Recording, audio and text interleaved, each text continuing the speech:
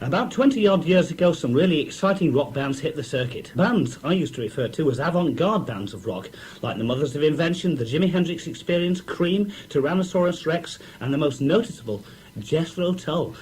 21 years almost now, isn't it, Ian? Still fronted, of course, by Ian Anderson. Only, of course, the lineup changed dramatically, didn't it? All that's left now is Martin Barr, is that right? That's right. Yeah. And Dave Pegg? Well, Dave Pegg's been in the band, I think, for about 8 or 9 years. So he sort of more or less ranks as a permanent member, I think. Yes, I mean, there's basically the three of us, and then drummers and keyboard players we sort of seem to, find when we need them. Yeah, of course, some of the old boys are still floating about, though, aren't they? For instance, Mick Abrahams. What's he doing now? Because when he left Jethro Tull, he formed the Mick Abrahams Band, and then all of a sudden, zilt, nothing seemed to happen. What was he doing?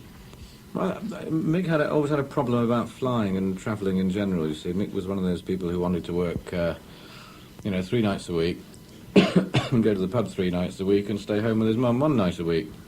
And that's a bit of a constricting kind of an influence if you're trying to, get off the ground in the early days. I mean, you have to be prepared to do, 8 nights a week, and that was the attitude of the rest of us. And after a while, we had to get rid of Mick, and I mean, it was as simple as that. We all simply discussed it and said Mick has got to go. When Mick failed to turn up for a gig one night, claiming illness, and his mother phoned up and said, oh, he's ill in bed. And then later that night, when we all returned to base, having cancelled the gig, which was very bad, Mick was seen out that night in the cinema and wasn't ill at all. So that was the end straw. So we had to ask Mick to leave, and Mick left. And Glenn Cornick, he was your original bass player, wasn't he? Yes. Well, he sort of. I mean, I never really liked hippies very much. Well, I mean, I'm being polite. I hated hippies. And Glenn was turning into a bit of a hippie. It was all this sort of headband and love and peace stuff, sure. And really got very irritating.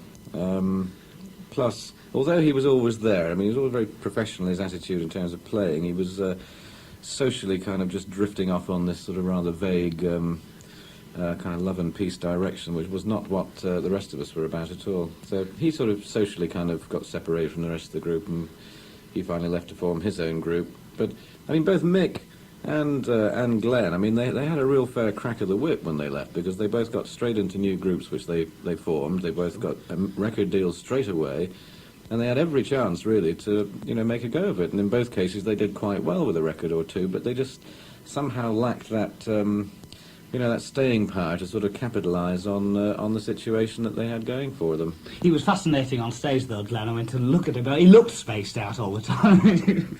Well, which is all very odd, because, I mean, apart from, occasionally having a beer, Glenn, like the rest of us, didn't touch anything, in the way of drugs or serious alcohol at all.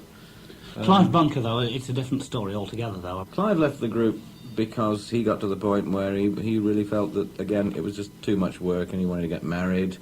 He wanted to sort of settle down in the place that he'd always, called home, Dunstable or wherever, and, set up his couple of little businesses and went back to playing on a more relaxed kind of basis, while the rest of us carried on with our fairly hectic schedule. But, I mean, there's the only animosity that ever existed between, the rest of us and any ex-member was really with Mick Abrahams, which... unfortunately, having read something in a magazine recently, he doesn't seem to have got over having to trot out publicly, which is a bit silly. The first 4 albums was This Was, The Stand Up, The On Stage, The Aqualung. You've got to admit, you were totally outrageous, weren't you? I mean, your stage presence, it was bizarre, to say the least. I mean, we are not necessarily what we appear on stage, and I think I am the epitome of the kind of guy who goes on a stage basically completely ill-equipped in life to confront large numbers of people and show off. So I erected, if you like, as a kind of, as a sort of a mask, a personality on stage, which was the kind of thing that would hopefully entertain people and basically give me the security of being...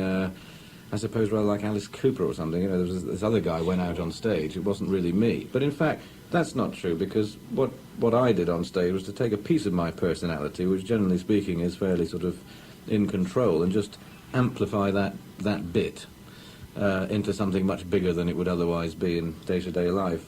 So, I mean, it is me that's on stage, but it's just a little bit of me sort of exaggerated in the sense that that's the bit that it's safe to let out on stage.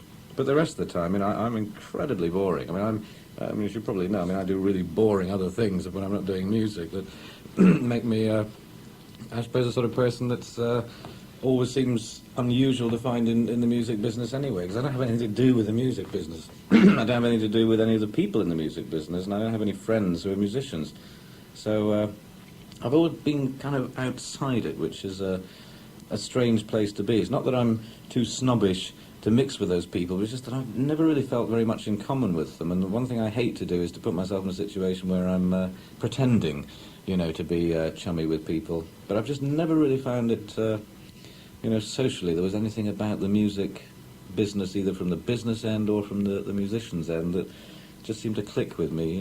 Just one of those. I'm a bit solitary, see. I tend to stay and read books.